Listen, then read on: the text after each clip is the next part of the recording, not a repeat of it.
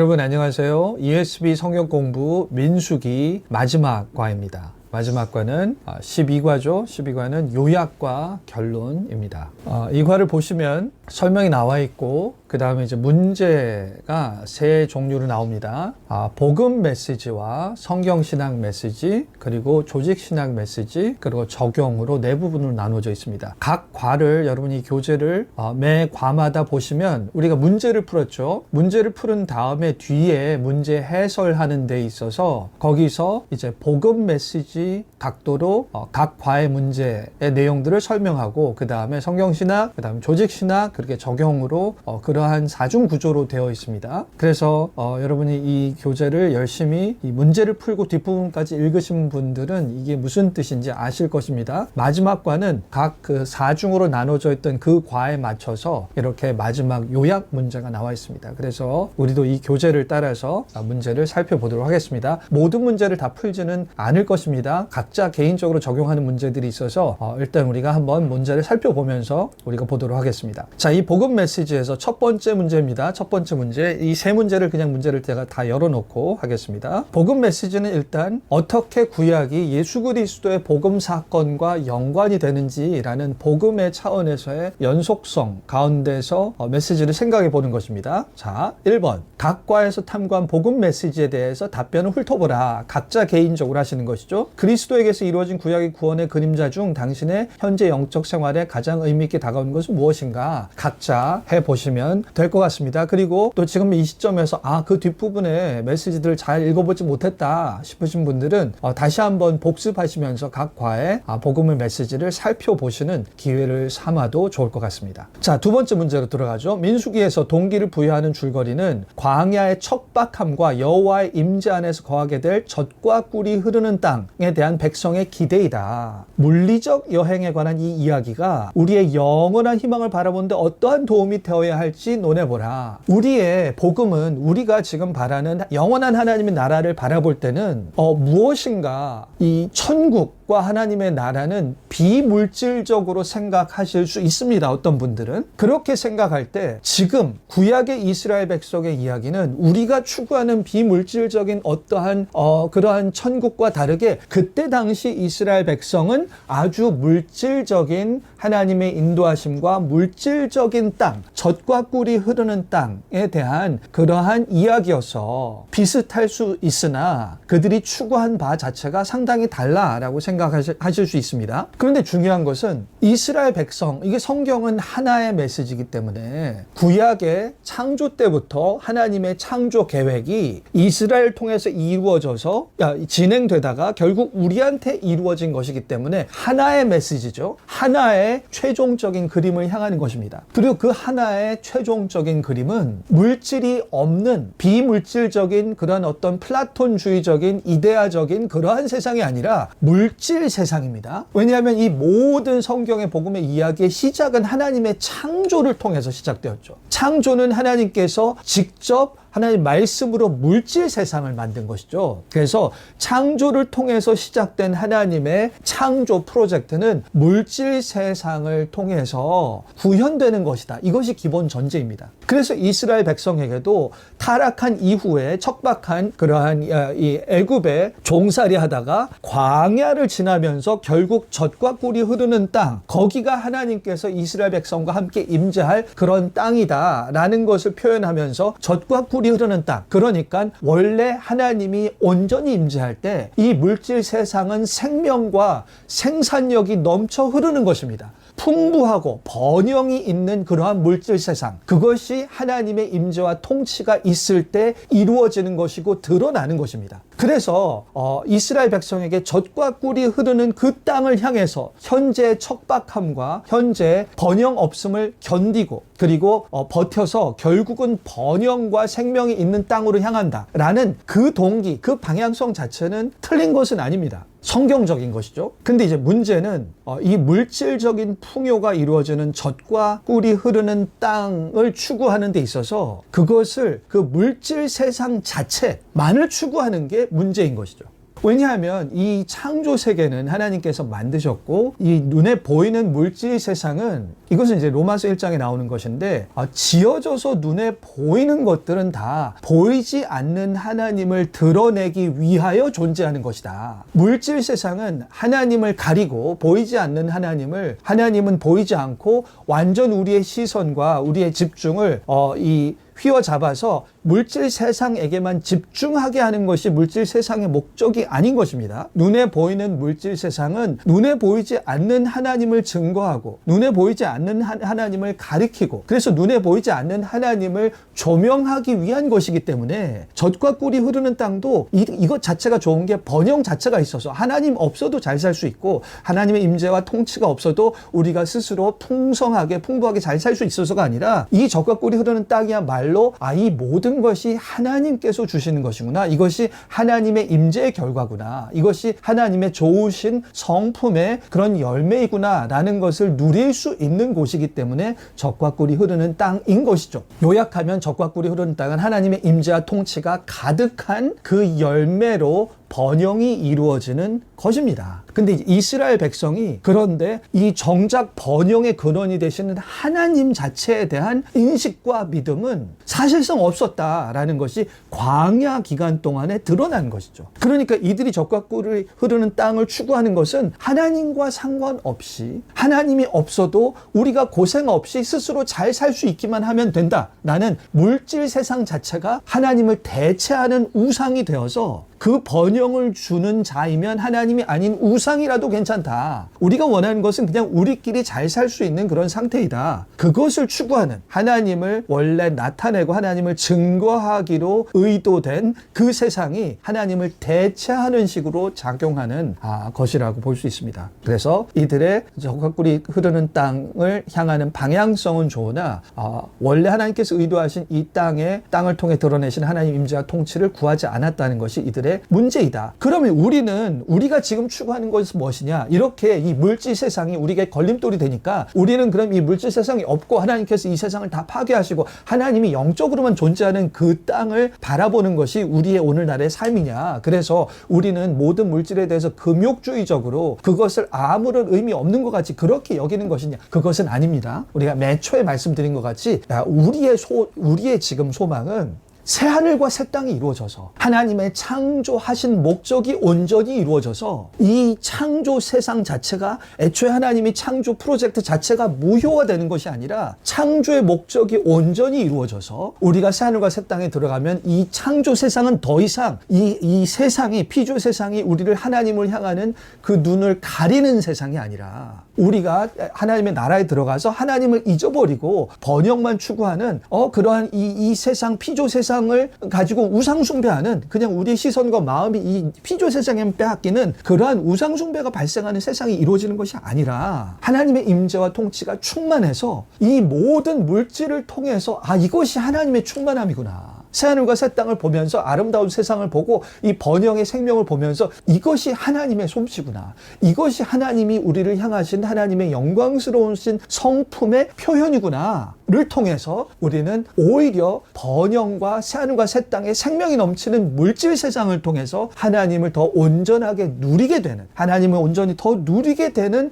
그러한 창조 목적의 완성이 이루어지는 그러한 때입니다. 그래서 그때를 사모하는 것, 진정한 번영, 오늘날의 타락한 세상이 주는 그러한 번영, 이 많은 불순물과 거짓된 것들이 많이 섞인 물질, 그러한 번영이 아니라 온전히 하나님만이 주실 수 있는 그런 물질적인 번영을 추구하는 새하늘과 새 땅을 추구하는 것, 이것은 온전히 오늘날 우리도 바라보아야 하는 것입니다. 그러니까 우리가 나중에 하나님 이 천국에 가면 아무것도 없고 그냥 계속 정말 이럴 수 있잖아요. 우리가 사람이 나는 사실 나는 금욕주의적으로 살 수 없는데, 나는 이 세상에서 누리는 이 물질 세상의 어떤 그런 모든 즐거움들이 너무 좋은데 천국에 가면 이런 거 다 없단 말이야. 천국에 가면 금욕주의적으로 그냥 정신적으로만 플라토닉한 그런 세상만 한다는 거야? 그러면 천국 안 가는 게 좋을 것 같은데, 아니면 최대한 늦게 가는 게 좋을 것 같은데, 그런 생각 안 가지셔도 되는 거예요. 왜냐하면 인간이 물질적이고 그래서 우리는 몸을 통해서 많은 것들을 누리고 우리가 보는 것, 듣는 것, 그런 몸을 통한 그런 물질적인 것에 우리가 초월할 수 없고 그것을 완전히 무관심하게 할 수 없는 존재라는 것은 하나님께서 아십니다. 하나님께서 우리를 흙을 통해서 만드셨고 세상을 물질 세상으로 만드셨기 때문에 우리가 영원한 금욕주의자, 영원한 어떤 비물질주의자가 되라는 것은 아닙니다. 오히려 이 세상에서 우리가 자꾸 추구하려고 하는 것을 하나님께서 새하늘과 새 땅에서 오히려 더 온전하게 완성시켜서 제공해 주실 것이다 라는 소망을 가질 수 있죠. 하지만 그 온전한 하나님의 임재 가운데서의 충만한 물질적인 축복은 지금 이 세상에서는 현재 재림을 통한 새하늘과 새 땅 전에는 하나님께서 부에 처하게 하실 수도 있고 가난에 처하게 하실 수도 있고 상당히 오래 그냥 충분히 누리지 못하게 살 수도 있습니다. 왜냐하면 그것은 현재가 광야의 기간이기 때문이고 이 광야의 기간에는 하나님께서 의도하신 목적이 있으시기 때문이죠. 네, 이 광야에 관한 부분은 우리가 성경신학 메시지의 그 문제에서 다시 나오기 때문에 거기서 더 살펴보도록 하겠습니다. 자, 3번 복음이란 단어는 좋은 소식을 뜻한다. 하나님의 인간의 반역이라는 나쁜 소식으로 가득한 민수기는 그리스도를 통한 용서의 좋은 소식에 대해 어떻게 더 깊게 이야기해 주었는가. 자, 일단 하나님의 백성이 출애굽시켜놨는데 광야에서 보이는 모습을 보니까 너무나 우상숭배적이고 하나님을 모르고 하나님을 신뢰하지 않고 도저히 하나님께서 가르쳐 주시고 계시하여 주시고 다시 한번 보여주시고 증명해 주셔도 학습이 되지 않습니다. 이게 깨달아지지가 않아요. 그래서 절망적이고 너무나 소망이 없어 보입니다. 이러한 인간의 상태에 대해서는 이따가 조직신학 메시지에서 다시 나올 것입니다. 그런데 여기서 이 문제의 핵심은 그런 인간에도 불구하고 하나님께서 좋은 소식, 용서의 좋은 소식이라고 했습니다. 용서. 그렇게 반복되는 이스라엘 백성의 죄에 대해서 하나님께서 그냥 다 쓸어버리고 다 멸망시키고 새로운 버전의 인간을 만드실 만한데도 불구하고 하나님께서 심판을 하셔도 온전하게 심판하시지 않습니다. 부분적으로 심판하세요. 부분적으로 심판을 하셔서 이들이 깨달아서 다음엔 더 잘하기를 바라십니다. 그리고 다음에 또 반복되면 또 심판하시고 하지만 또 부분적으로 심판하시고 그리고 또 알려주시고 하나님의 마음을 알려주시고 그래서 그들이 깨닫기를 원하시는 것이죠. 이러한 이 광야 민수기 이야기를 통해서 이 좋은 소식에 이 용서의 좋은 소식의 핵심은 그냥 그때 죽을 뻔했는데 살아남았다. 마치 죽을 만큼 목숨이 위태로운데 겨우 생존한 무슨 스릴 있는 영화 보듯이 여기서 끝장날 뻔했는데 안 끝장났네. 여기서 그냥 멸망할 뻔했는데 겨우 용서받았네. 아슬아슬하게 겨우 살아남았다라는 그런 좋은 소식이 아니라 이렇게 다 멸절시키실 수 있는데도 불구하고 계속 기회를 주시고 계속 깨닫기를 원하시는 그런 하나님의 좋은 성품, 하나님의 오래 참으심, 하나님의 긍휼, 그리고 막연한 긍휼과 막연한 오래 참으심이 아니라 이들이 잘 깨달아서 하나님 백성이 되기를 원하시는 우리를 빚으시고 우리를 양육하시고 우리를 자라게 하시기 원하시는 부모와 같은 아버지와 같은 그러한 마음, 이 모든 것이 이 반복적인 이 사건을 통해서 하나님이 이런 분이시구나. 하나님이 정말 오래 참으시는구나. 하나님은 웬만하면 더 기회를 주시는 분이시구나. 하나님은 우리가 어찌됐든 계속 깨달아서 더 나아지기를, 더 하나님을 알기를 원하시는 분이구나. 나는 하나님의 근본적인 성품이 드러나는 것이죠. 그것이 우리의 좋은 소식의 근원이고 그런 하나님의 성품이 절정적으로 드러난 것이 예수님의 복음 사건이죠. 하나님의 오래 참으심이 절정적으로 드러난 것이 예수님의 사건을 통해 하나님은 단지 오래 참으시는 분이 아니라 하나님은 영원히 우리를 하나님의 백성으로 만드시도록 그렇게 죄 문제를 완전히 해결하시고자 하는 그 정도의 오래 참으심과 긍휼의 하나님이시구나. 그리고 하나님은 우리가 계속해서 이 구약의 이때 계속 실패하고 불순종하는 그 자들을 참으시고 계속 가르치시기 원하시지만 사실상 진도가 잘 안 나가죠. 그럼에도 불구하고 그냥 꾸준히 불굴의 의지로 그냥 반복만 하시는 분이 아니라 결국 우리를 가르치셔서 하나님 백성이 되게끔 하시고자 하는 것을 예수님의 사건을 통해서 문제를 해결하셔서 우리의 마음을 변화시키셔서 우리가 실제로 하나님의 백성으로 자라날 수 있는 우리는 하나님의 이 양육과 우리를 빚으심이 효과를 발할 수 있게끔 그렇게 되기까지 만드시는 그러한 하나님이시구나. 그러한 복음 사건, 예수님을 통해서 성취시킨 그 모든 일들이 구약에서부터 하나님은 계속해서 그 성품을 보여주셨구나. 계속해서 그런 마음가짐으로 자신의 백성을 인도하셨구나. 이들의 죄의 문제가 해결되지 않아서 이들이 사실 하나님이 이렇게 대해주어도 이들은 사실상 별로 변하지 않을 백성이었습니다. 구약의 전 이야기가 예수님 사건 전에는 죄와 사망과 사탄의 문제가 해결되지 않았기 때문에 이들은 어찌 보면 하나님께서 진심으로 대할 필요가 없었던 백성이에요. 어차피 해봤자 안 변하는 백성, 어차피 해봤자 나아지지 않을 백성, 어차피 잘 키워봤자 잘 자라지 않는 그런 백성의 상태임에도 불구하고 하나님은 나중에 예수님을 통해서 이 모든 것을 해결하실 것이지만 예수님의 해결 전에는 어차피 소망 없으니까 얘네들은 관심 없어. 내가 예수 그리스도 사건을 통해서 그때 해결되기 전에는 얘네들한테 노력할 필요가 없어. 아무런 진심일 필요가 없어. 그게 아니라 그러한 아무 열매가 없는 그 기간 가운데도 하나님께서는 진심으로 대하시고 진심으로 참으시고 긍휼히 여기시고 진심으로 용서하시고 그렇게 마음을 다하셔서 이스라엘 백성과 관계를 가지셨던 분이구나. 그 진실된 하나님의 진정한 속상하심과 오래 참으심과 기회 주심과 양육하심과 그것이 계속 발휘되었다가 그것이 절정적으로 예수님의 사건에서 절정에 이루는 것이구나. 예수님 사건 전에는 그냥 가망이 없으니까 쉬고 계시다가 나중에 예수님 사건을 통해서 문제 해결하시고 그때부터 우리를 진심으로 대하신 게 아니라 그 전부터 진심으로 대하셨던 것이 계속 축적되어서 예수님 사건을 통해서 모든 것이 절정에 도달한 것이구나 라는 것을 알 수 있는 것입니다. 그래서 이 구약의 이야기는 하나님의 예수님을 통해서 드러났던 그런 모든 긍휼과 사랑과 오래 참으심과 모든 것이 구약에서 계속적으로 발휘되었던, 부분적으로 발휘되고 계속해서 이야기 가운데 점진적으로 계속해서 표출되었던 그런 좋은 소식의 근원이신 하나님의 성품의 진실되고 점진적인 계시의 상황이었구나 라는 것을 알 수 있습니다. 그래서 이 구약의 민수기 하나님이 결국 우리의 하나님이시다. 예수 그리스도의 하나님이고 오늘날 우리들 대하시고 우리를 오래 참으시고 우리의 인생을 인도하시는 그런 하나님이시구나 라는 것을 알 수 있습니다. 다음의 문제로 넘어가면 성경신학 메시지입니다.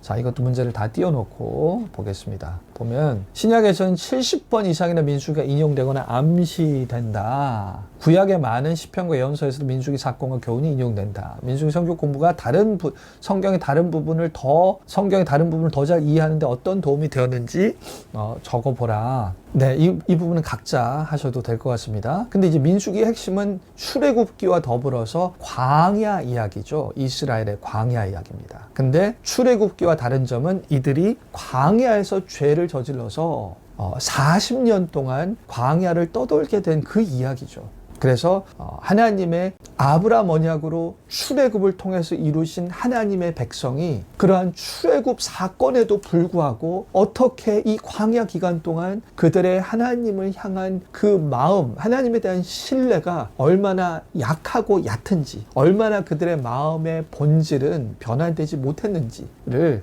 나타내주는 그러한 부분입니다. 2번 바로 이어서 하겠습니다. 성경신학 메시지에서 15개의 주제가 다루어졌다. 민수기에서 더 많은 주제를 이끌어낼 수 있지만 12가지 주제 중에 가장 흥미로웠던 것은 무엇이며 그 이유는 무엇입니까? 이것도 각자 여러분께서 살펴보시면서 하시면 좋겠습니다. 우리는 여기서는 이제 3번을 다루도록 하죠. 성경은 역사의 다양한 시기에 다양한 인간 저자들로 기록한 66권으로 구성되어 있다. 그럼에도 불구하고 하나의 포괄적인 이야기가 이 모든 이야기를 하나로 묶는다. 그죠? 구약에서부터 요한계시록까지 하나의 이야기 하나님의 창조 프로젝트가 결국 어떻게 완성되는 것인가. 하나님 창조 프로젝트의 완성은 하나님의 이 새하늘과 새 땅으로 완성되는 것이고 하나님의 임재와 통치가 온전히 드러나는 이야기인데 중간에 타락 이후에 하나님의 언약과 이스라엘 백성의 역사를 통해서 예수님 사건을 통해서 이 하나님의 통치하시는 하나님의 통치의 능력 그리고 이들 가운데 임재하시는 하나님의 이 성품의 깊이가 더 드러나는 것입니다. 타락의 역사와 그 역사 끝에 오신 예수 그리스도의 사건을 통해서만 드러날 수 있는 이러한 창조주 하나님의 깊으신 마음과 그러한 성품과 능력이 더 절정적으로 드러나서 최후의 하나님의 하늘과 새 땅이 이루어질 때는 이 온전히 드러나는 하나님의 성품과 능력이 세상을 가득 채우는 영원한 하나님의 나라가 되는 것입니다. 결국 그 큰 이야기 가운데 있는 것이죠. 이 이야기는 세상에서 전진하는 하나님의 왕국과 하나님의 기름 부음 받은 왕에 대한 이야기다. 결국 하나님의 임재와 통치가 이루어진 하나님의 나라죠. 왕국이죠. 그리고 그 나라의 중심이 되신 하나님이 보내신 왕 예수 그리스도라는 뜻입니다. 민수기 성경 공부는 그리스도와 그리스도 왕국에 대한 성경 이야기 전체를 이해하는데 어떻게 도움이 되었는가? 그리스도와 그리스도의 왕국. 결국 하나님이 삼위 하나님, 삼위일체 하나님으로 온전히 드러나게 되는 것이 예수님과 성령을 통해서인 것인 거거든요. 그래서 삼위일체 하나님이 온전히 통치하시는 나라. 그래서 그 나라에서는 하나님이 형상으로 지어진 우리 백성도 인간도 죄와 사망이 해결돼서 온전히 하나님과 교제할 수 있는 그런 상태, 하나님의 임재와 통치를 온전히 누릴 수 있는 그 나라입니다. 자, 그 나라가 이루어지는데 지금 민수기 이야기가 어떤 맥락에서 도움이 되는가라는 것이죠. 이것도 아까 전에 말씀드린 것 같이 출애굽기랑 같이 가는데 결국 출애굽기와 민수기가 합쳐서 나타내는 것은 광야라는 기간 동안에 광야 기간의 필요성과 광야 기간을 통해 드러난 이스라엘 백성의 본질입니다. 자, 광야는 원래 출애굽해서 그냥 40일 정도면 지나갈 수 있는 기간이었습니다. 그 정도 기간이긴 했습니다. 하지만 그럼에도 불구하고 광야라는 단계, 기간이 필요하긴 했습니다. 왜냐하면 출애굽한 다음에 광야에 처음 진입했었을 때 출애굽기 16장 정도일 거예요. 거기서 진입하자마자 이 광야에 들어오자마자 3일 동안 못 먹습니다. 먹지 못하고 음식이 없고 먹을 물이 없었습니다. 이것은 의도된 거예요. 하나님이 일부러 주시지 않은 것입니다. 그렇게 광야에 아무것도 없는 생명의 근원인 음식과 이 물이 없는 그 광야에 이런 척박한 이 기간을 일부러 겪게 한 것이죠. 왜 그것을 겪게 하셨을까? 그럴 때 이들이 이 모든 물질 세상에 우리가 이스라엘 백성이 그 전에 애굽에서 당연한 것으로 누렸던 인간으로서 흙으로 지어진 이 인간, 몸을 가진 인간으로서 존재가 지속되고 그리고 이 존재를 누릴 수 있는 기본적인 존재 조건이 있죠. 물과 음식이죠.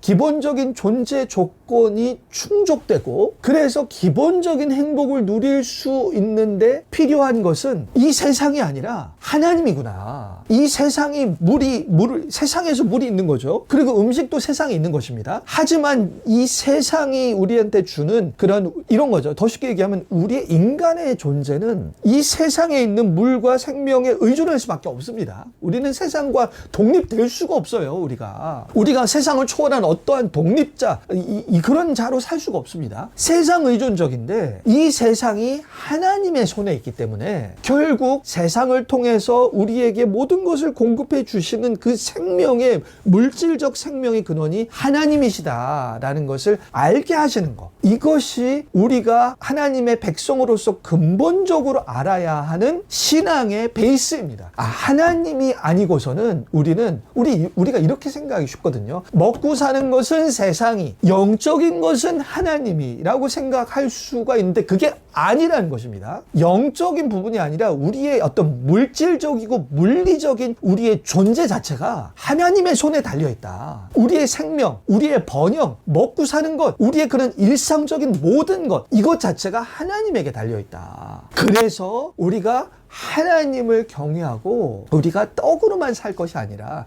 하나님의 말씀으로 산다. 하나님의 권위를 인정하고 하나님께 순종하고 하나님을 신뢰하고 하는 그 하나님 자체가 생명의 근원이다라는 것, 이것을 아는 게 중요한 거죠. 그래서 우리의 먹고 사는 것, 의식주, 우리의 기본 존재 자체가 하나님에 의해서 주어진 것이다 라는 것을 깨닫게 하는 것, 이게 철저하게 깨달아져야 많은 번영을, 젖과 꿀이 흐르는 땅에서 모든 것을 누릴 때 이것은 다 하나님께서 주신 것이지, 우리가 누리는 모든 것은 다 하나님이 주신 것이고 하나님께서 언제나 거두어 가실 수 있고 하나님이 언제나 다시 주실 수 있고, 그러니 우리가 이 세상에서 누리는 이 물질적인 것에 우리의 마음을 두어서는 안 돼. 우리가 누리는 모든 것을 마치 하나님과 상관없이 우리가 누리는 것 같이 붙들어서는 안 돼. 하나님이 이건 언제든지 거두어 가실 수 있고 언제든지 다시 주실 수 있고 중요한 것은 그 모든 것의 근원인 하나님께 충성하는 거야. 하나님을 경외하는 것이고 하나님 자체만으로 만족하는 것, 하나님이 중심이 되는 것. 그럴 때 이 모든 것을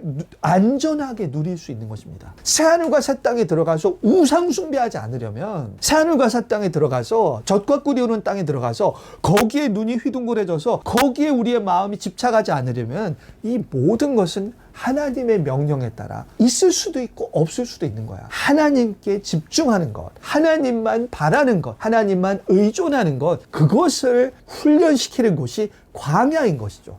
그 광야가 첫 번째 출애굽 백성에게도 하나님께서 광야를 거쳐서 이것을 훈련시켜야 젖과 꿀이 흐르는 땅에 가서도 내 백성답게 살 것이다 라고 해서 광야를 허락했는데 광야 기간에서 실패했죠. 이들은 젖과 꿀이 흐르는 땅에 들어가서도 제대로 하나님을 섬기지 못할 백성이다 라는 불길한 전조가 민수기 광야 백성을 통해서 드러난 것입니다. 물론 1세대가 너무 소망 없는 게 드러났고 2세대 백성은 조금 더 나았다. 이들은 조금 깨달았다 라는 그러한 희망적인 부분이 다소 있지만 땅에 들어가서 여호수아와 사사기를 거치며 이들도 결국 하나님을 향한 근본적인 마음의 변화는 일어나지 못했구나라는 게 이후의 역사를 통해서 나타나게 되는 것입니다. 하지만 우리는 첫 출애굽이 아니라 예수님을 통해서 새 출애굽된 백성으로서 우리의 현재 기간이 완전 이 광야 때입니다. 광야. 그래서 우리가 맨 끝에 나누겠지만 바울도 민수기의 이스라엘 백성을 우리와 비교해서 너희들 조심해라. 너희들 이스라엘 백성과 같이 되지 마라. 지금 광야 기간. 광야 기간에서의 하나님의 뜻이 무엇인지 잘 알아야 돼. 젖과 꿀이 흐르는 땅은 나중이야. 새하늘과 새 땅이야. 지금은 광야기 때문에 지금은 모든 것이 하나님께서 막 많은 것을 주시지 못해도 괜찮아. 목마르고 배고파도 괜찮아. 이 기간의 핵심은 모든 것이 우리에게 번영을 주시기도 하고 가져가시기도 하고 우리를 부에 처하기도 하고 가난에 처하기도 하는 그 분이 하나님이시다. 우리가 정말 경외해야 될 분은 하나님 자신이시다. 그것을 훈련하는 게 지금 광야 단계에서의 핵심입니다. 지금 이 세상에서 성공하고 뭔가를 높게 올라가고 많은 것을 누리고 그건 중요한 게 아닌 거예요. 어떻게 하나님, 나는 어떤 상황에서든지 하나님을 바라봤습니다. 이 광야 기간 어느 때이든지 나의 소망은 하나님께 있고 지금 현재 고난보다 다가올 영광, 하나님의 임재와 이 통치가 충만한 그때를 바라보고 삽니다. 그때 이 세상 모두를 우리에게 주시는 상속자로 우리에게 주어질 때 그때 잘 할 수 있도록 지금은 하나님께 집중합니다. 영광의 때는 나중입니다. 지금은 거룩을 훈련해야 될 때입니다. 그래서 그렇게 민수기가 오늘날 우리가 새 출애굽 백성으로 광야를 사는 우리에게 직접적으로 우리에게 반면 교사가 되는 것입니다. 우리는 그들과는 달라야 된다라는 생각을 가지게 해주는 것입니다. 그래서 조직신학 메시지를 보겠습니다. 조직신학 메시지는 1번은 각자 하시면 될 것 같습니다. 2번이죠. 인간의 본성에 대한 생생한 교리와 마찬가지로 하나님의 본성에 대한 생생한 교리를 제시한다. 하나님과 하나님의 성품 이해하는데 민수기 어떻게 크게 기여했는가. 인간의 본성이죠. 인간의 본성. 참 인간의 본성에 대해서 특히 그냥 일반적인 불신자에 관한 게 아닙니다. 민수기는 출애굽 백성에 관한 것입니다. 하나님의 그 장엄한 역사, 출애굽 역사하심을 목격한 자들이 보이는 깊은 죄성을 나타냅니다. 이 민수기를 통한 이 인간의 본성은 죄의 깊이입니다. 죄의 깊이는 다른 여러 가지를 얘기할 수 있지만 이 민수기가 얘기하는를 통해서 드러나는 제가 지금 다루고자 하는 그 죄의 깊이는 이거죠. 하나님의 능력과 하나님의 성품을 우리가 인격적으로 내면화시키지 못하는 게 죄의 깊이입니다. 마치 씨앗이 뿌려져도 이게 열매가 맺어지지 않는 이 마른 땅, 길거리와 같은 땅과 같고 아니면은 밑에 돌이 있는 땅과 같은 거예요. 아니 그렇게 하나님께서 그러니까 하나님이 말씀을 통해서 그러니까 이제 출애굽 사건을 통해서 광야에서의 그런 계속적인 이들이 막 이 불신앙으로 반역하고 하나님께 불평하고 리더에게 불평하고 그럴 때마다 하나님께서 확실하게 알려주시잖아요. 너희들이 틀렸어. 하나님이 그럴 때마다 확실하게 알려주시고 계시를 주시는데 그게 아니 그 정도 하나님께서 확실하게 계시를 보여주셨으면 하나님이 어떠한 분이신지가 깨달아져야 되죠. 깨달아져야 되는데 그게 안 깨달아지는 거예요. 그게 마음에 안 새겨지는 것입니다. 이게 죄의 문제입니다. 마음이 완악한 거예요. 안 깨달아져요. 그래서 학습이 안 됩니다. 아니, 똑같은 일을 계속 반복하는 거예요. 그러면서 오히려 반복하면서 더 악화되기도 합니다. 그러니까 이것이 죄거든요. 이 죄는 또 이렇게 학습이 안 되는 부분 강조했습니다. 이 죄가 인간의 본성이 1세대, 그러니까 2세대, 출애굽 2세대보다 광야에서 태어난 출애굽 사건을 경험하지 않은 2세대, 그냥 광야에서 태어나서 그냥 이 환경 자체가 계속 광야 가운데서 척박하고 하나님의 그런 엄청난 능력을 보지도 못했는데 2세대들이 그러면 믿음이 더 안 좋아야 되잖아요. 근데 하나님의 더 큰 기적을 보고 하나님의 많은 하나님의 역사하심을 경험한 1세대가 더 강팍하다는 거죠. 학습이 안 되니까 그 모든 하나님의 계시들이 오히려 아무 무용지물로 아무리 그들을 더 영적으로 성숙하게 만들지 않은 거예요. 오히려 더 그때마다 그 하나님의 성품이 마음에 새겨지지 않고 그런 우상숭배적이고 마음에 완악한 선택을 계속했기 때문에 더 굳은 마음만 강해진 것입니다.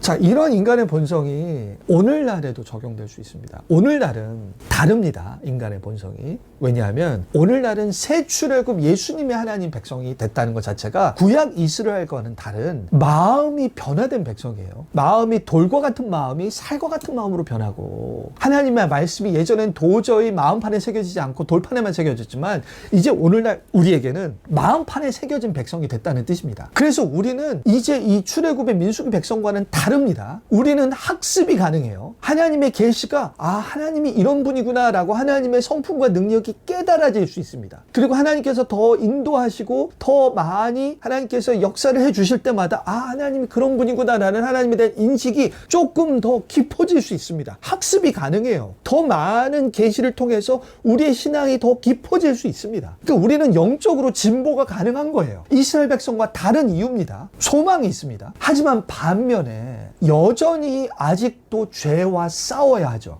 여전히 죄가 잔존하고 있습니다. 그래서 여전히 죄의 위협도 동시에 남아있는 것입니다. 그래서 한편으로는 우리가 성화되고 영적으로 진보하는 가능성이 있으나 한편으로는 여전히 죄가 우리의 발목을 잡을 수 있는 것입니다. 그 슬프고 비극적인 가능성이 여전히 남아있어서 우리의 삶 안에서는 이런 잔존하는 죄가 우리의 발목을 붙들어서 마치 광야의 이스라엘과 같은 모습을 보일 때가 여전히 있다는 것입니다. 우리의 인생 속에 어떤 기간은 광야의 이스라엘 백성을 방불케 하는 그 정도의 타락과 그 정도의 완악한 마음을 보이는 그런 기간이 새 언약 백성인 우리에게도 인생 가운데 있을 수 있다는 것이죠. 이럴 때 우리가 잘 돌아봐야 합니다. 우리가 지금은 그런 기간에 있지 않는가? 지금은 우리가 하나님 백성답게 마음이 변한 자와 같은 그런 영적인 진보를 누리고 있지 못하고 우리가 죄에 당하고 있어서 잔존하는 죄를 제압하지 못하여서 이스라엘 백성과 같이 똑같이 반응하고 있지는 않은가를 잘 진단해야 됩니다. 진단하는 것 중에 하나가 뭐냐면 우리가 학습이 되고 있는가. 우리는 성경을 더 읽을수록 우리의 삶에서 하나님이 오히려 더 역사하지 않는다. 나는 세속적인 하나님 원래 역사 안 해. 하나님 어차피 그냥 어떤 이 세상의 한계 가운데 패배의 의식 가운데 어차피 저 가나안 땅은 저 가나안 땅에 머무는 그 백성들이 너무 커. 우리는 현실적으로 생각할 때 우리는 절대 거기 못 이길 것 같아. 나는 현실적인 생각, 어떤 현실적인 제한 속에서 우리가 그냥 포기하는 심정으로 살아가고 있지는 않은가. 우리가 마음이 점점 하나님의 말씀이 와닿지 않고 점점 그냥 그래 그런 거야 상투적으로 받아들이고 있지는 않은가. 그래서 마음이 딱딱하여서 시간이 갈수록 오히려 젊은이들보다 더 뜨겁고 순수하기보다 젊은이들을 봤을 때 얘네들은 아직 뭘 몰라서 저렇게 순수한 것 같이 뜨거운 신앙을 가지고 있지 세상을 더 살아보면 그렇지 않을 거야 라는 그러한 불신앙의 생각을 가지고 있지는 않은가. 그런 생각을 가지고 있다면 우리는 첫 세대 광야에서 불의함으로 불신앙으로 광야에서 생을 마감하는 그 마음이 변화되지 않는 이스라엘 백성과 비슷한 증상을 나타내고 있는 것일 것이고 우리가 회개해야 되는 것입니다. 회개하면 달라질 수 있죠. 하지만 회개하여서 나는 그런 건 안 되겠다. 나는 내 인생에서 그런 상태가 있다면 나는 이스라엘 백성과 달라야지. 나는 이제 똑같이 그렇게 안 살 거야. 그러한 어떤 이 절박함, 간절함 그게 있어야 회개가 되죠. 회개가 되고 그래야 그럴 때 영적 진보는 가능합니다. 그럴 때 우리는 나아질 수 있습니다. 하지만 그렇지 않다면 우리는 이스라엘 백성과 비슷한 그런 죄 가운데 잔존하는 죄에 지배받는 삶을 지속할 것이다. 다행히 하나님은, 하나님의 성품은 하나님이 우리를 새 언약 백성으로, 마음이 변한 백성으로 만들어 주신 것은 우리를 빚어 나가실 것입니다. 하나님은 우리의 이런 이 실패와 우리의 한계에도 불구하고 하나님은 계속해서 우리를 붙드시고 계속해서 이런 성경 공부와 말씀과 여러 가지 은혜 수단을 통해서 계속해서 우리를 포기하지 않고 이끌어 가실 것입니다. 각자의 진도와 상황은 다르지만 결국 이스라엘 백성과 비슷한 상황이 있다 하더라도 하나님께서 심판하시지 아니하시고 우리를 연단을 통해서, 훈계를 통해서 깨닫게 하셔서 우리를 각성시키시고 우리를 더 하나님을 마음으로 아는 백성다운 새 언약 백성답게 우리를 빚어 나가실 것입니다. 자, 마지막으로 적용입니다. 적용은 1번, 2번은 각자가 하시면 좋을 것 같습니다. 각자가 하시면 좋을 것 같고, 그 다음에 3번을 보겠습니다. 민수기에서 얻은 교훈에 비추어 다음 세대를 위하여 기도하고 그들을 격려할 수 있는 방법은 무엇인가? 이 말씀을 살펴보겠습니다. 다음 세대, 민수기를 통해서 다음 세대를 격려할 수 있는 근거가 무엇인가? 시편을 먼저 보죠. 여기서 이 구약의 이 실패 이야기를 뭐죠? 그들의 자손에게 알리라고 하신 거예요. 알리라고 하셨다. 왜냐하면 그들로 그들의 소망을 하나님께 두며 하나님께서 행하신 일을 잊지 아니하고 오직 그 계명을 지켜서 이거죠. 이 모든 이야기를 나타내는 것은 인간의 얼마나 소망 없는 것인가, 완고하고 패역한 거 얘기하기 전에 이런 인간들을 데리고 하나님께서 역사하신 그 하나님의 성품, 하나님께서 행하신 일, 하나님이 얼마나 오래 참으시고 하나님께서 얼마나 부모와 같이 이들을 대하시고 하나님의 진심, 그리고 그 진심이 예수님까지 이어져서 결국 성공적인 하나님 나라의 승리로 이끌게 된 그 성공까지. 그래서 이 이야기를 통해서 지금 우리 하나님이 그때도 이스라엘 백성을 이끄셨던 그런 하나님이다. 소망을 하나님께 두게 하기 위하여서 이 이야기를 우리의 다음 세대 가운데 해야 하는 것입니다. 그래서 하나님이 행하신 일을 잊지 않고 하나님께서 이스라엘 백성에게 그토록 계속해서 우상 숭배하지 말고 나를 신뢰하고 나를 의지하고 그 하나님의 계명들 있죠. 이 하나님의 모든 계명은 결국 뭐죠? 하나님 중심적으로 살라고, 나를 의지하라고. 세상도 존재하는 이유가 나 때문이라고. 너희들이 번영하고 안전하게 사는 것도 결국 내가 주는 것이라고. 세상이 아니라, 이방 사람이 아니라, 이방 왕이 아니라, 세상이 아니라 나라고 계속 조명하게 하시는 것이죠. 그게 계명을 지키는 거거든요. 그런 백성답게 사는 거. 그것을 우리 다음 세대에게도 알려주는 것이죠. 그리고 또한 조상들과 같이 완고하고 패역하여서 그렇게 그 세대와 같이 되지 말라. 너희들은 이렇게 되지 마.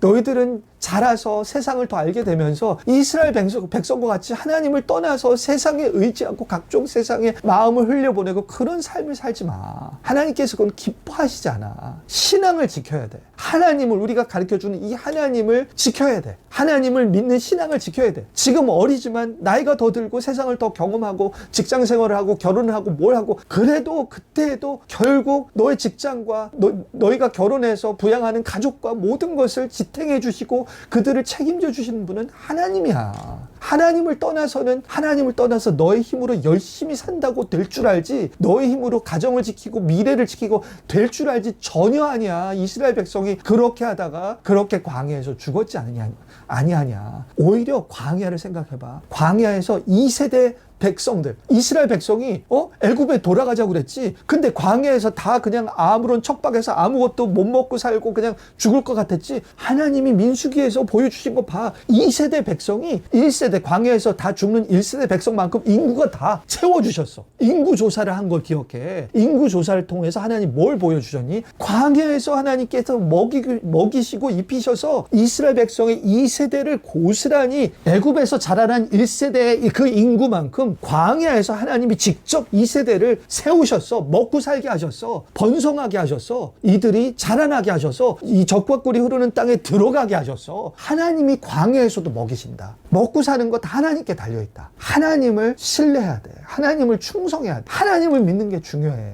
우리 다음 세대들한테 그것을 가르쳐야 됩니다. 하나님을 떠나면 너희들이 인생이 망한다. 하나님 신앙을 지켜야 된다. 중고등부 때, 청년부 때 신앙을 지키는 게 열심히 실적을 내서 취업을 열심히 준비하느라 신앙을 희생하고 출세 준비, 토익, 토플 점수 그런 모든 자격증과 세상이 힘들다 보니 너희들이 더 힘을 내서 세상을 살아갈 대비를 하는 게 아니야. 너희들의 미래와 이 세상을 이기시고 이 세상을 자신의 손에서 이 다스리시는 분은 하나님이고, 하나님이 지금 광야와 같은 이 세대를 지나면서 원하시는 것은 나에게 충성하는 거야. 이 세상에서, 타락한 세상에서 출세하고 최대한 높은 번영을 누린 게 아니라 번영은 내가 주는 것이니 나를 바라보고 나에게 순종하고 하나님께 이 마음을 드리는 것, 그것을 배워야 한단다. 그것을 못 배우면 인생은 멸망의 인생이다. 이것을 꼭 가르쳐야 되는 것입니다. 민수기가 그러한 이야기, 그러한 레슨이 되는 것이죠. 고린도 전서입니다. 고린도 전서에서 민수기를 인용하면서 이렇게 얘기합니다. 그때 일어난 일은 본보기가 되어 말세를 만난 우리를 깨우치기 위하여, 말세를 만났다는 게 결국 새 출애굽, 새 언약 백성이 돼서 우리가 이 종말에 진정한 마음이 변화된 하나님의 백성이 됐다는 것입니다. 우리에게 깨우치기 위한 거예요. 우린 이 이야기를 들어야 깨우쳐집니다. 다행히 깨우침을 받을 수 있어요. 우리는 새 언약 백성의 마음이 변했기 때문에 이 구약의 얘기, 이스라엘 얘기를 들으면 우리는 그렇게 하면 안 되겠구나라는 깨우침이 가능합니다. 그리하여서 깨우치는 자는 선줄로 생각하는 자가 넘어질까 조심하는 거야. 조심해야 되는구나. 우리가 그런 백성으로 살지 않는지 조심해야 되는구나 라고 조심하게 자신을 돌아보게 하는 것이죠. 그리고 또 하나, 감당할 시험밖에는 너희가 당한 것이 없나니. 하나님께서 시험을 주시지만 광야 때도 이 민수기 때도 하나님의 시험은 이들이 감당 못하는 시험이 아니었습니다. 감당할 수 있는 시험이었어요. 하나님께서 만나 주시고 다 제공해 주셨습니다. 방향성 주셨습니다. 구름 기둥과 불 기둥을 인도해 주셨어요. 어렵지 않아요. 이들의 마음이 타락해서 이것을 견디지 못할 것 같이 여긴 것이지, 광야 생활이 너무 불행하게 여긴 것이지, 하나님은 만나도 주시고 이 신발과 옷이 혀지지 않게 하셨고 어디로 가야 할지 구름 기둥과 불 기둥을 인도하여 주셨습니다. 충분히 이 시험은 견디고 패스하고 통과할 만한 시험이었어요. 근데 이 불신앙과 마음의 타락 때문에 하나님이 구름 기둥과 불 기둥 인도해 주시는 건 좋은데 왜 하나님이 지금쯤이면 구름이 가라앉으면 정착하는 거죠. 구름이 뜨면 이동하는 거죠. 완전 하나님 주도입니다. 하나님이 구름이 머물고 계시면 계속 머물러 있어야 돼요. 움직이면 그 다음에 가는 것입니다. 근데 세상과 이 불신앙을 가지면 어떤 마음이 드냐 하면, 아니 왜 지금 하나님 안 움직이셔? 아니 지금 이 지형이 별로 힘든데 왜 하나님은 구름 기둥이 왜 계속 머물러 계셔? 이 광야 생활 힘들다. 나는 왜 지금 졸업하고 지금쯤 취업이 돼야 되는데 왜 나는 몇 년 동안 취업이 안 되는 거야? 졸업한 다음에 왜 계속 시험에 떨어지는 거지? 왜 이런 여러 가지 막 가정 환경과 어려운 일들 때문에 왜 나는 다른 사람들과 같이 진로가 바로 회사에 취직이 안 되고 왜 다른 게 안 되는 거야? 그런 불평을 가지면 한도 끝도 없는 거죠. 하나님이 그냥 구름이 머물러 계신 것입니다. 하나님의 때가 되면 구름이 떠오를 것이고 그러면 이동하는 거예요. 그러니까 이 시험은 감당할 수 없는 시험이 아닙니다. 이게 감당할 수 없게끔 느껴지는 게 그것이 사탄의 역사고 그것이 불신앙이고 그게 죄의 작용입니다. 그래서 감당할 시험밖에는 너희가 당한 것이 없다. 하나님은 미쁘사 신실하셔서 감당할 만한 시험만 허락하시니 너희가 만약에 이 시험이 어렵다, 환경이 어렵다, 이건 감당 못하겠다, 그건 속임수입니다. 속임수. 하나님은 신실하셔서 감당 못한 시험을 허락하지 아니하신다. 시험 당할 쯤에 또한 피할 길을 내서 너희가 능히 감당하게 하신다. 하나님이 이런 분이시다라는 거죠. 지금 광야의 가운데 하나님의 목적은